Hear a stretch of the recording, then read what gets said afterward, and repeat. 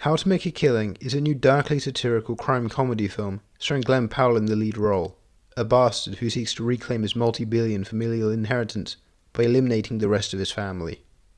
Before I reach my complaints with the film, a slight foreshadowing for where this review is headed, I do need to first say that this is one of the better Glenn Powell performances. I may go a step further and say this is one of his very best. For a while now, Powell has been a comedically inclined actor. It's where he's best suited, but it's also hard to deny that he can also pull off smug asshole especially well. So what's the natural next step? Put the two together and solidify what Powell's star persona can be. In that way, I do find him to be like a classical movie star who had been circling around the blueprints of his persona, figuring out what should stick. Beckett is Powell at full capacity, going with his dorky everyman charm, contrasted by his less savoury attitudes. The film may not be good, but he's certainly good in it. I have a soft spot for villainous protagonists, and Beckett, selfish and foolish as he is, gives Powell free rein to explore what should have been a really fun to follow character. I also believe that this is a good looking film. The cinematography by Todd Barnhazel is pretty good. The way that shadows are used is especially gorgeous to look at. There'll be scenes where Powell is partly obscured by shadow, adding a lived-in texture to the scenes he's in. It's the kind of motivated, stylish camera work I wish the more Hollywood films went for, so no wonder that I enjoyed that aspect of the film. Heads up, it's mostly negative from here. For a concept with as much potential to be a fun and funny eat-the-rich story, How to Make a Killing squanders all of that to go for something a little more moralizing. To make myself abundantly clear, moralizing is not where I found myself having issues in the past with other films. However, with this film, something about the script structure irks me. Okay. It's a little more than something. Firstly, the way that the story progresses feels a little generic, following predetermined save the cat beats, including the statement of theme on many occasions.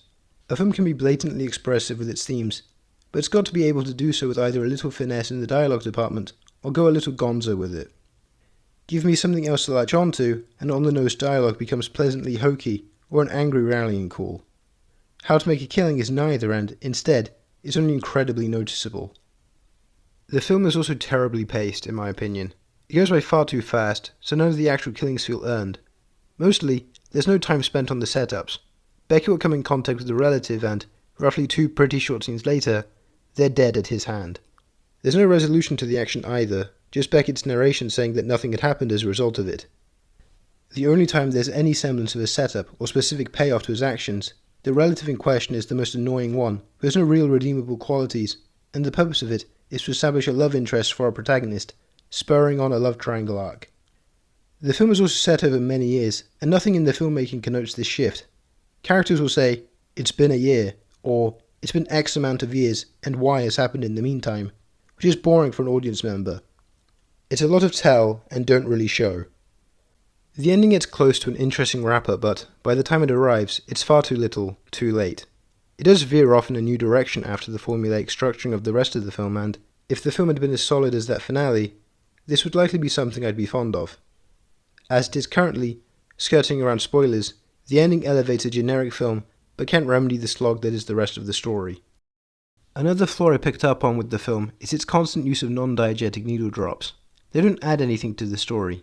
They're not oriented around a particular character perspective, and there's too many so none of them stand out. It's distracting in the moment when there's no investment in the story, keeping the music crucial to the atmosphere. Then, it's easily forgotten after the credits roll. Hence, all in all, How to Make a Killing is a disappointing film, which still does have a really special Glenn Powell performance as its North Star. It has that. If you want to see what Powell can do at the current pinnacle of his movie star identity, watch this. I'm sure something else will come along soon enough, where he can be utilised well again. This is mostly a tad boring though. How to Make a Killing. 2 stars. Well, that's all. Keep on watching movies, and form your own opinions. See you in the next one.